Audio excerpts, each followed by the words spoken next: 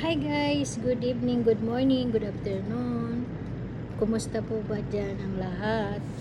So, ito na naman tayo ng la-live. So, gusto ko lang po sa inyo guys i-share. Bibigyan ko lang po kayo, ng tips kung ano nga ba yung mga dapat nating gawin para maging successful po tayo sa business na ating ginagawa. Unang-una guys,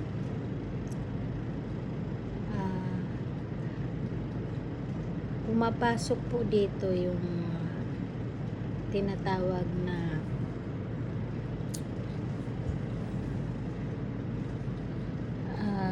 lakas ng loob, 'di ba? Kung ikay sasabak sa isang negosyo, kailangan you want to first learning. Bakit? Parang ano lang yun kumbaga nagtatayo ka ng building, 'di ba? Pag yung building na tinayo mo ay hindi matibay ang pundasyon, ano nga ba yung mangyayari? Diba? So, kailangan natin ng matibay na pundasyon pag nagtayo tayo ng building. So, ano ibig sabihin ko? Ibig sabihin, pag may pinasok tayong negosyo, need po natin umattend ng mga trainings, di ba? Ng mga submitting. Hindi na po need natin na hindi na kailangan pa na palagi tayong i-remind ni upline, ni mentor, di ba? Kailangan po natin yung manggagaling po sa puso natin. Diba? Mas masarap kasi yung nagninegosyo tayo na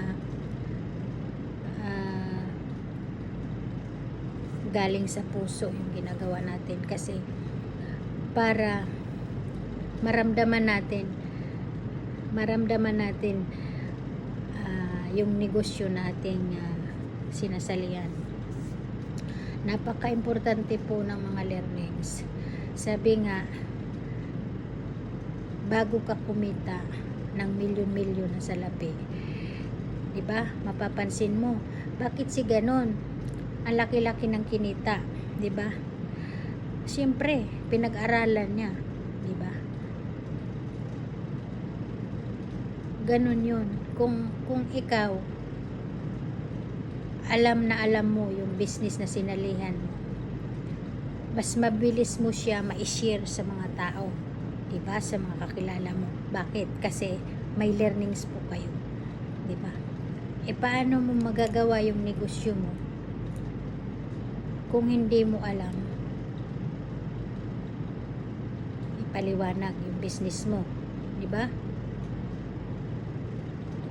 Tapos ang masakit doon, naka-encounter ka pa ng palatanong, tapos hindi mo masagot, diba? Tingin mo ba magme-member sa'yo yung kausap mo?